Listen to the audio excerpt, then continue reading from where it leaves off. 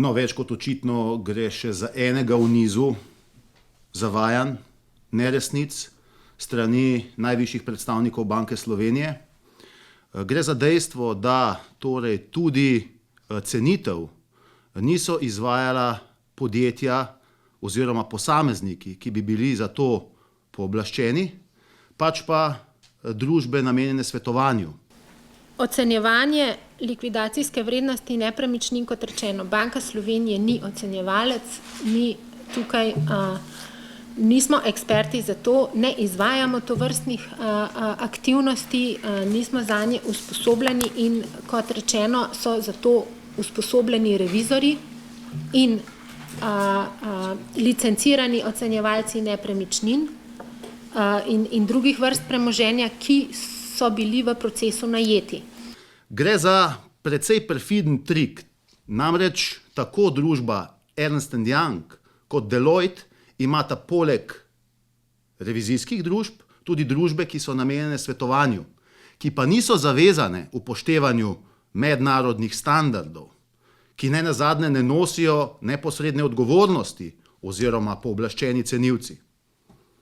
In to dejstvo, da so izvajale te cenitve, ki so bile podlaga za razlastitev, družbe, ki nimajo tovrstnih licenc oziroma posamezniki, ki niso za to kompetentni, kaže na zelo jasno dejstvo, da nimamo opravka samo z zavajanjem, samo z nerazumevanjem, niti ne z neznanjem ali hitenjem, pač pa še enkrat več kot očitno za namerno ustvarjanje večjega kapitalskega manka, kapitalske neustreznosti, kot bi ta dejansko bil. Tudi na točki konkretnih cenitev, za katere izrecno najvišji predstavniki Banke Slovenije trdijo, da so bili opravljeni kompetentno. Zelo jasen dokaz je pred vami in končno naj bo to kaplja čez rob v smislu nam nerazumljivega zaupanja, ki ga očitno še vedno uživa guverner in vodstvo Banke Slovenije pri vseh teh ravnanjih. Jutri bo potem izredna seja Državnega zbora na to temo. Ta teden je že bila komisija, kar 88 poslancev se je podpisalo za izredno sejo, tudi sama gospa Bratušek, ki je bila v tistem času predsednica vlade. In ko so se te dogodki odvijali, kaj pričakujete jutri od te izredne seje? Bo kakšen izplen oziroma kaj lahko pričakujemo davkoplačevalci? V združenju pozdravljamo poenotenje politične sfere. Gre res za enega najpomembnejših vprašanj, pravzaprav v celotni zgodovini samostojne Republike Slovenije. Gre za tako velika sredstva, ki bi zlahka omogočila rešitev številnih projektov, tudi infrastrukturnih, s katerimi se v naši skupnosti soočamo. Hkrati pa gre za dejstvo, da je iz naslova prikaza drugačnega stanja, bolj zaostrenih razmer v bankah, bančnem sistemu, prizadeto celotno gospodarstvo. Na drugi strani pa seveda bi želeli tudi konkretna dejanja, poteze in ukrepe, ki bodo nastalo situacijo razrešile, sanirane tisto, kar je bilo narejenega napak, tudi oškodovanja iz naslova ne samo razlaščenih imetnikov obveznic, delnic, pač pa tudi davkoplačevalcev oziroma vseh državljanov Republike Slovenije. Tukaj, poudarjam, ne gre za vprašanje interesov posameznih ali pa skupine razlaščenih. Tukaj gre za oškodovanje, in to enormno, vseh državljanov Republike Slovenije in tudi perspektive naše skupnosti in njene ekonomske prihodnosti. Za tako velika sredstva gre na podlagi ravnanj nekaterih posameznikov, ki so očitno v vlogah, tako na ravni Ministrstva za finance, Banke Slovenije, verjetno tudi prejšnje vlade, v domeni z nekaterimi uradniki na ravni Evropske unije, pripeljali do takšnega stanja. Mi smo s tem v zvezi že sprožili številne postopke, tudi kazenske, brez nadaljnjega utemeljene.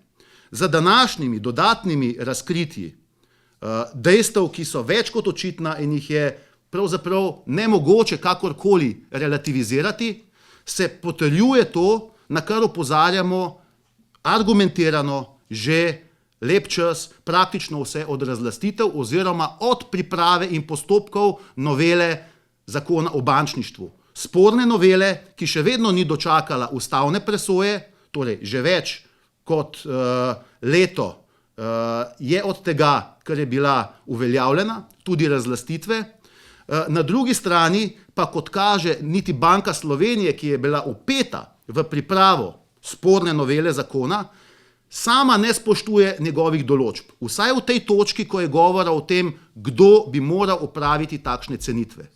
Danes torej smo postregli z nedvomnimi dokazi o tem, da niso spoštovali niti tega momenta, ob vseh ostalih že doslej predočenih razkritih. In skrajni čas je, ko me sprašujete o izredni seji državnega zbora, da poenoteno politična sfera odreagira, popravi to stanje, kar se da hitro, hkrati pa seveda sankcionira odgovorne in prepreči možnosti, da bi se podobne situacije lahko na način, kot smo jim priča, dogajale in odvijale tudi vnaprej.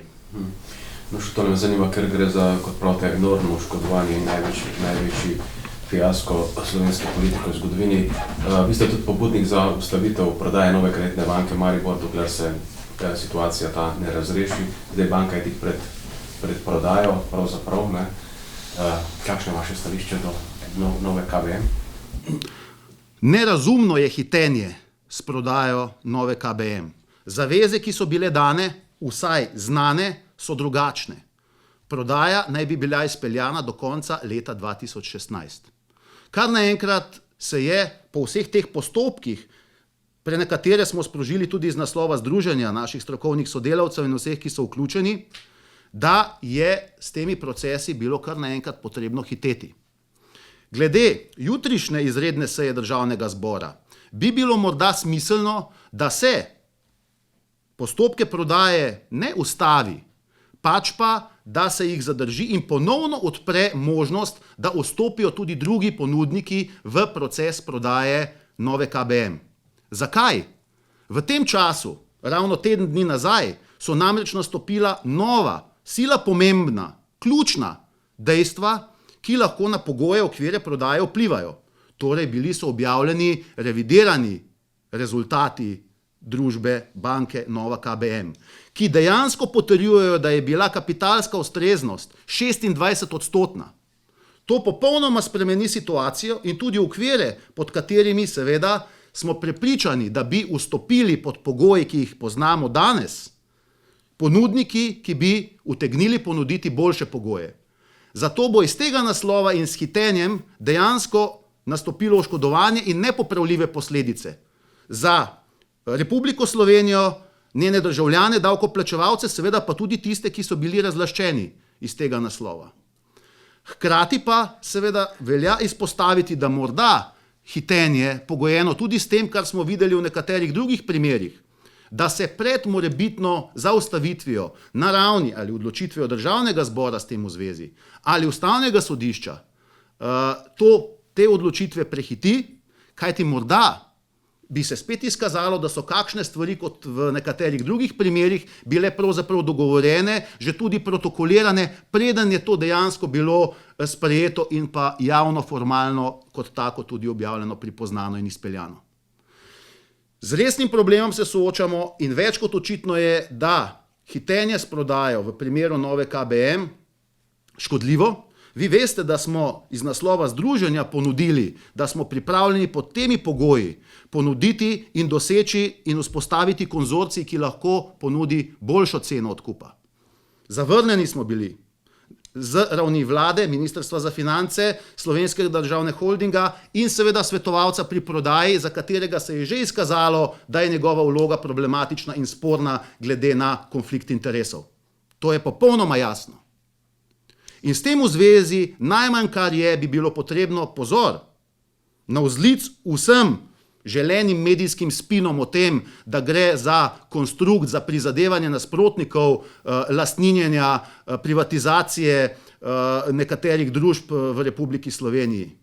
Nasprotno, gre za to, da se ustvarijo pogoji, pod katerimi je lahko takšno lastninjenje izpeljano transparentno, korektno in bolje za to skupnost, njene državljane v smislu nastalega stanja. Več kot jasno je, da smo sami tudi proaktivno ponudili takšno možnost. Bili zavrnjeni. Hkrati pa je v tem času postalo jasno, da so se naše analize pokazale kot točne. Nova KBM je prekapitalizirana. 26% ustreznost glede na siceršnje zahteve in povprečje v EU pri 12%.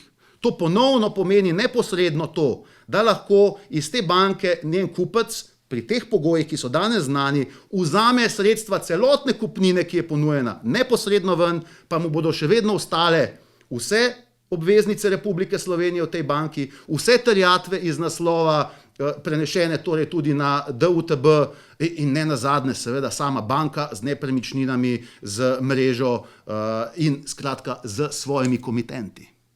Da je takšno stanje tudi pri drugih bankah seveda toliko bolj pomembno, da se odreagira že na primeru nove KBM.